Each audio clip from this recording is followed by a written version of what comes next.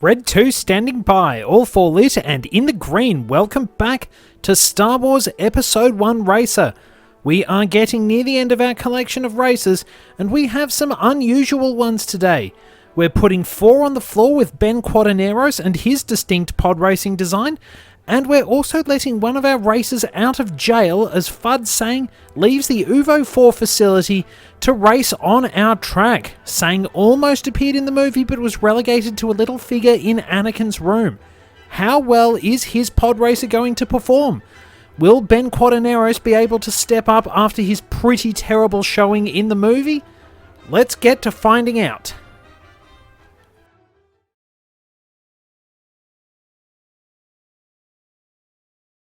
Fud Sang, a member of an as yet unidentified species, was actually an inmate at Oovo IV's Desolation Alley maximum security facility. He might not have looked like the dangerous type, but the fact he had 4 consecutive life sentences to serve would say otherwise. This does make me wonder, however, exactly how long a life sentence in Star Wars is, and whether it varies depending on the lifespan of the species, and whether serving 4 consecutive ones meant they'd have to have Fud Sang stuffed and kept in his cell after he died, on principle. While he was considered a mediocre pilot, the prison's chief warden allowed him to race on Oovo IV's tracks as a source of entertainment for the inmates. Given the tracks were generally situated inside the broader facility, one can reasonably assume Sang didn't just jump the edges of the track and make a break for a spaceport with his pod racer. While he knew all of Oovo IV's courses particularly well, the Vengeance circuit was Sang's specialty, and he strove to defeat any off-worlders who came to race at the facility. The knowledge he had gained tended to make up for his lack of pilot skills. To be fair to Fud Sang, he did eventually gain some competent skills and was even allowed to race off-world, earning some esteem on Ando Prime. Presumably he wasn't allowed to just run for the border. Maybe his pod racer had a bomb in it or something. It is interesting to note that Sang did well enough as a pod racer to have a commemorative figure made of him, and Anakin Skywalker owned one. The real-world explanation for this figure is that a model of Fud Sang was made but not used for Episode 1, and that model was included in a shot as a little bonus. Sadly, that's unfortunately all we have about Fud Sang.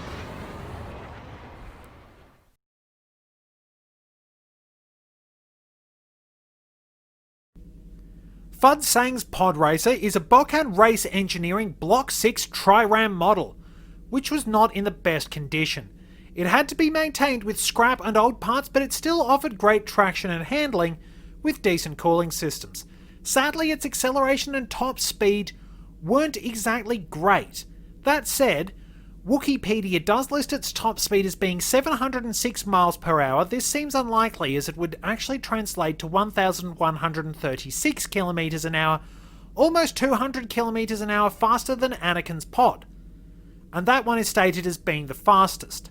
It's likely the information refers to this particular game. So, it's fairly boxy, a bit old, but it does get the job done. Sang's stats are reasonably well balanced. Not superb, but he does have some pretty good options along the way to help him out. Let's see what it looks like when we get those new parts in. Traction will pretty much be around about average for most of the races. It doesn't actually build up very much. When it comes to handling though, he will still hit that benchmark we've been seeing for most of the races. Acceleration, on the other hand, will not be outstanding, hitting about that 50% mark. When it comes to top speed though, he will hit it with a Block 5. Air brakes actually do hold up pretty well, and he'll top that out very easily. Then again, I suppose air brake is not one of the most important stats, but it's still nice to have some pretty good braking for some races. Cooling is actually fairly decent, and repair systems, probably because he does have a fairly old pod, will hold up particularly well. So if you're looking for something with a bit of speed, Fud Sang can actually do a job pretty well along the way. Perhaps doesn't stand out compared to some of the others, but he's still pretty consistent.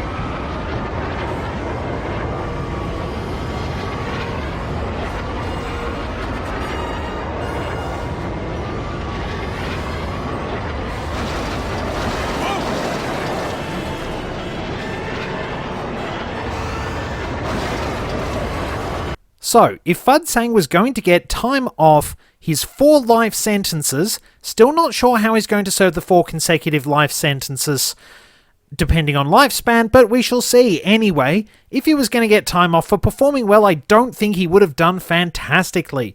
Probably wouldn't get a lot of time off because things were on the higher end of the scale for Fud Sang's racing, but his best time winds up coming in at 2 minutes, 2.932 seconds, which puts him in 12th place. Just about where the middle of the board will be once everything is completed, but we still have 4 races to go, so he probably will be in the slower end of things. He's only just ahead of Rats Tyrell, who can't seem to catch a break no matter what. Anyhow, let's move on to the 4 engines of Ben Quadinaros. Will they translate to plenty of high speed? We'll find out.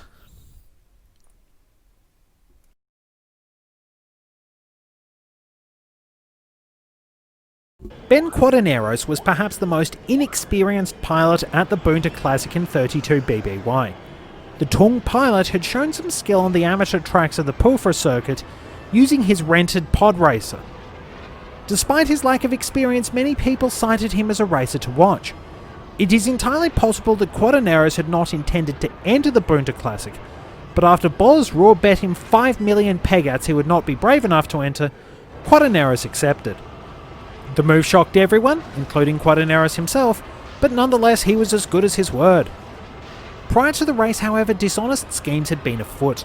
Ark Bumpy Roos had sought to sabotage the pod racer of Anakin Skywalker. The human boy, the somewhat paranoid Knock had believed humiliated him after Skywalker nearly beat Roos in a race. However, Bumpy had failed to do any meaningful research as to which pod was Skywalker's, and the only being he had asked for guidance was Sebulba. Showing the marvellous intelligence native to all Knock, Bumpy took a wild guess and sabotaged Ben Quadinaros' quadrupod. And that is why his pod doesn't start, has to be fixed for nearly a lap, and the engines fire off like missiles when they start due to the power couplings being deactivated. Remarkably, Quadinaros persevered, having won his bet with Boz Raw since he had technically won it. Well, sorry, he had technically entered, and he did. No one said anything about actually racing.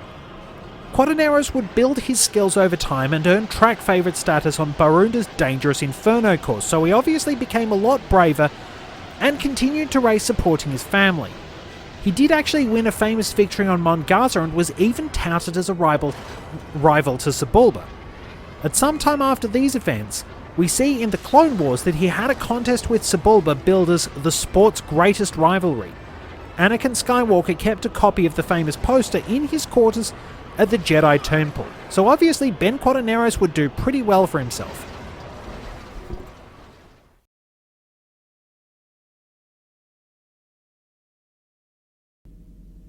Ben Quadinaros' podracer stands out due to having 4 engines and an X-style power coupling, crossing from top right to bottom left and top left to bottom right. It is a Balta Trapper 310 quadrupod racer with a cockpit 2.72 metres long and engines measuring 4.5 metres long. Its top speed is listed as 940 kilometres an hour and it apparently has good acceleration. The engines could be synchronised in either pairs or as a quartet to allow a greater level of control, though highly experienced and dexterous pilots could control each engine individually. Ben Quadinaros is not an experienced pilot. Anyway, as we can see, very good top speed, poor air brake and cooling, pretty good traction, repair, turning and acceleration are just okay. But of course, as we build it up, we're going to see some much better results. So, traction will build up fairly well to around that mark we've set for a lot of races. It'll actually hold quite well despite the engines. When it comes to handling, again, hitting around about that benchmark we've been seeing for all our races. Acceleration will actually not be spectacular, still only about average, but he will hit top speed with a plug 5, matching Bowler's Raw. So basically, you want something fast, this one will do pretty well, and it will still handle decently too. Air brakes are pretty decent, not spectacular given what we've seen, and we can see our cooling building up to a fairly mediocre setup. Obviously not good cooling systems, but there will be halfway decent repair. So this is a fairly decent pod racer if you're looking for a good amount of straight line speed.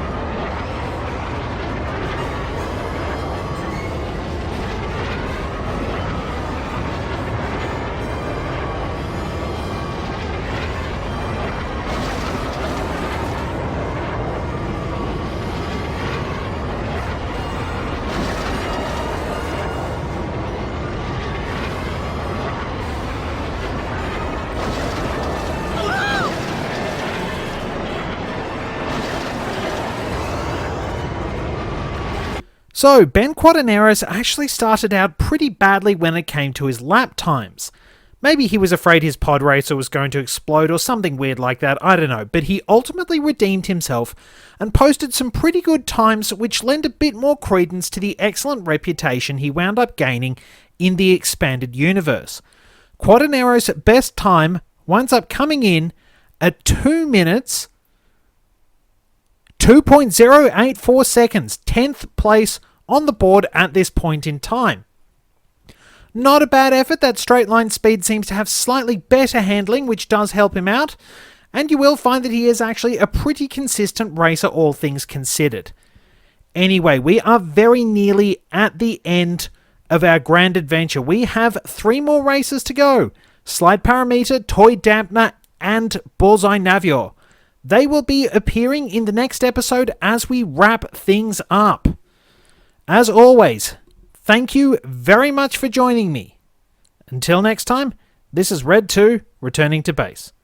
May the Force be with you.